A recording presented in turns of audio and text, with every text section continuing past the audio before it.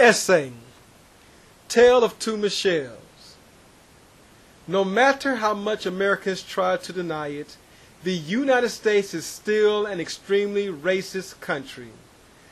This is quite clear in how we treat two totally different Michelles, one black and one white. The white Michelle is allowed to speak her mind freely and still be seen as a patriotic American.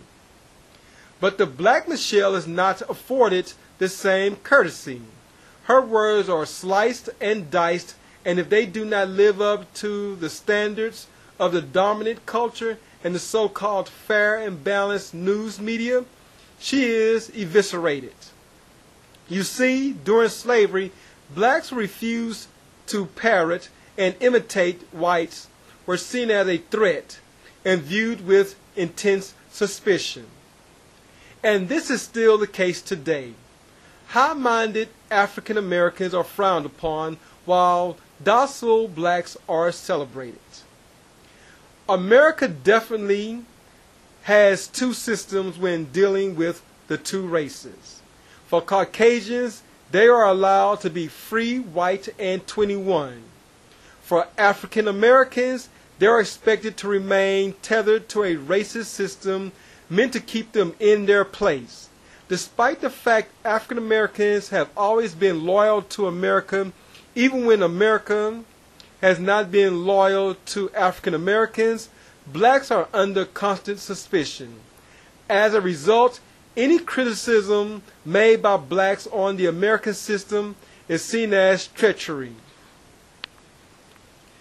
This was clearly the case when Michelle Obama made comments during the 2000 presidential campaign that caused a backlash from white America, including the white media, who shamefully chose to blow her comments out of proportion.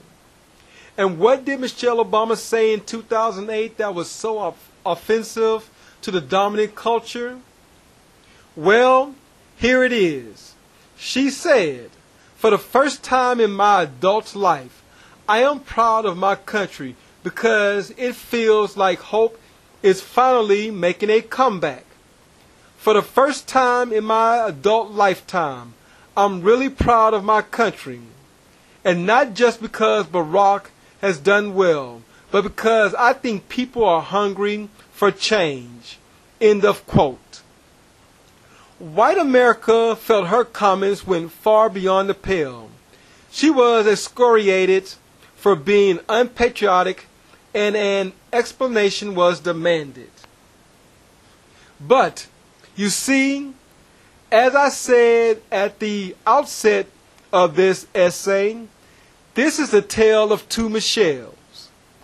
During the 2012 Republican primaries, Michele Bachmann, white congresswoman from Minnesota, said, "As we've been all over the state, what we have seen is a restoration of that dream. And you have restored in me my faith in America. I see on the television destruction all across the country, but not in ours. Thank you for restoring the promise of the future to my children. Thank you that you restored greatness again to the United States." End of quote. This is a white woman who has clearly lost faith in her country and feels she must condemn it. Surely, white America and the vultures in the news media were consistent and decried the white Michelle for her treacherous statement in the same manner the black Michelle was attacked. Well, consistency has never been America's strongest suit, and it would not be in this case. The same people who were outraged at the words of Michelle Obama were accepting of the words of Michele Bachmann. The tale of two Michelles tell us everything we need to know about the present-day United States. It tells us there are two Americas, one for people of color and one for whites.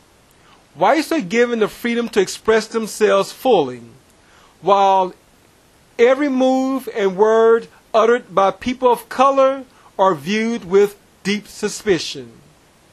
And this is what we call equality in America.